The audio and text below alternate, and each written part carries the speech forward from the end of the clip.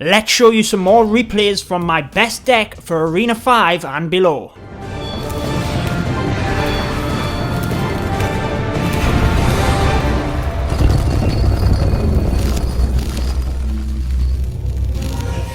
What is going on, guys? Judo Sloth here, and last episode we brought you what I have personally found to be the best deck for Arena 5 and below in Clash Royale. If you missed that episode where I explained the deck, link is in the top right. You can see on the activity log, carrying on where we left off, there is that 1-0 battle that I brought you within that episode. I'm now going to share with you my next 2 attacks using this deck, so you can really get a grasp on how I like to use it and the strategy involved. So just as the gameplay starts in the background, a few things that I forgot to mention in that video where we explained the deck. Firstly, it has a low average elixir cost at just 3.4. The cards involved in the deck you also unlock very early in the game. I believe you can have all of these cards by Arena 2, so it makes for a very well balanced beginner's deck, especially at these low levels. Now the gameplay in the background shows exactly how I like to start out with this deck. We have the baby dragon and minions combo going on the right hand side, getting some nice damage on that tower, and then we were able to flank the prince down the left hand side tower in order to get a little bit of damage on that. Then moving on to defense, nice and cheaply we have the spear goblins to distract them barbarians, and the bomber comes in to take them all out with his splash damage.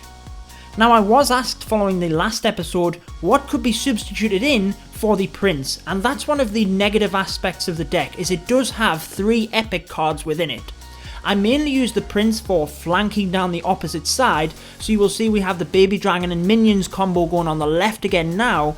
I had to then defend the enemy prince on the right hand side, but if I didn't have to do that, it would have been an ideal opportunity to flank the prince down the right hand side whilst my opponent was engaged with my dragon on the left. So any card you can use to do that would be a great substitute, and I would probably recommend the mini P.E.K.K.A for that.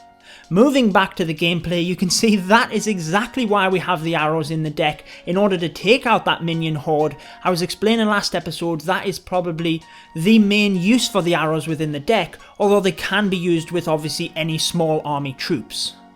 Amazingly, that little bomber goes and solos the left hand side tower. That's one of the reasons I like him within the deck. If your opponent has a bit of a spawner hut going on one side, he's great for that. We're able to sneak in that baby dragon and minion combo again on the right hand side, so it is not looking good for our opponent at this point. Our opponent trying to sneak a bit of damage with his prince here, but his hopes and dreams are shattered as we're able to easily defend that off. Using the goblin barrel to pinpoint the huts at the back there to get that damage down, and again we're going to start to sneak our prince across the right hand side here. He thinks he's got a chance of taking my tower, but a set of arrows puts that straight.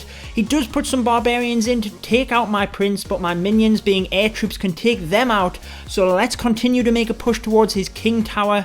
We are pretty safe at this point, being 2 towers up, so let's just scrap off the defending and start to make a solid push to get them 3 crowns. I think the end is nigh. Our opponent knows the inevitable is gonna happen. There it is, 3 crowns are brought home and an excellent match. I hope that shows you a little bit more of how I like to use this deck within Clash Royale.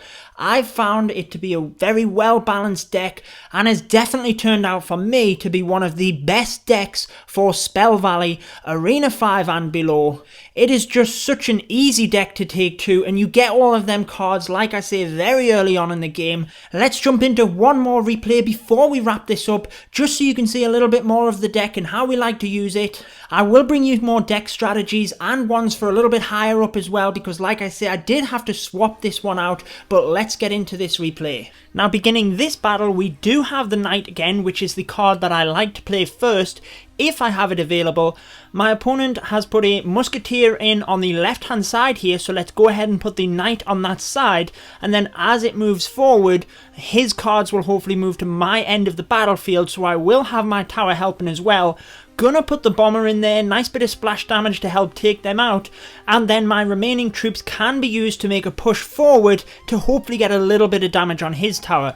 So we're gonna put the baby dragon in for, again, a bit more splash damage, but hopefully reinforce that as it is a bit of a tanky troop as well. But a nice use of the Tesla means that we don't really get much damage from that. Now I was thinking after he used that Tesla, let's just try and sneak the prince down the right hand side. Obviously he did have the barbarians there, which is a great defense for that, so we didn't really get much of a payout from it, but as those barbarians move forward, again a nice little combo that we can use is the spear goblins and the bomber behind to easily take out the barbarians. But the musketeer behind is giving us a little bit of grief. Gonna use the minions to take him down, and then we do get a small amount of damage on the tower, and as long as you're slowly picking away but defending appropriately, once you get into that double elixir, those leftover troops from the defense you will be able to reinforce a bit easier, and that's when you can really start taking over and taking out them towers. That's one thing that I really like about this deck. You have enough small army troops in order to do that on defense, and then even on the screen now you can see that we also have some stronger troops within the deck that can act as them hard hitters or tank for your smaller troops as they're coming forward. So like we've said, we're slowly chipping away at that right hand side tower. The best troop I had available there to defend the Valkyrie and the Musketeer I felt was the Prince, and as he starts moving forward we're going to throw a Goblin Barrel over to reinforce that, and we do end up taking the tower down from that, so we take the lead 1-0 heading into the last minute.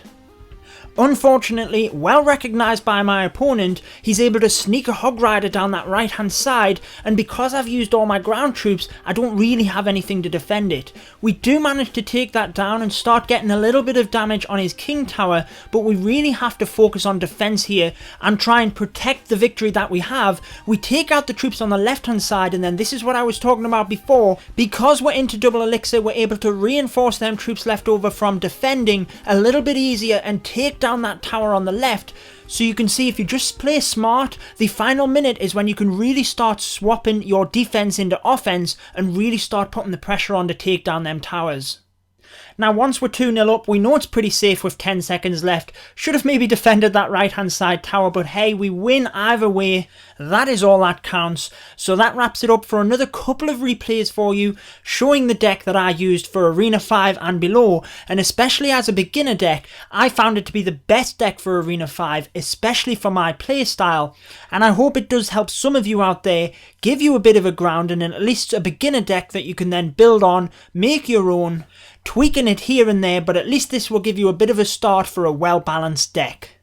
So that wraps up this Clash Royale strategy video. Make sure to subscribe for lots more Clash Royale content and Clash of Clans. I've been your host Judo Sloth, and until next time, peace out guys.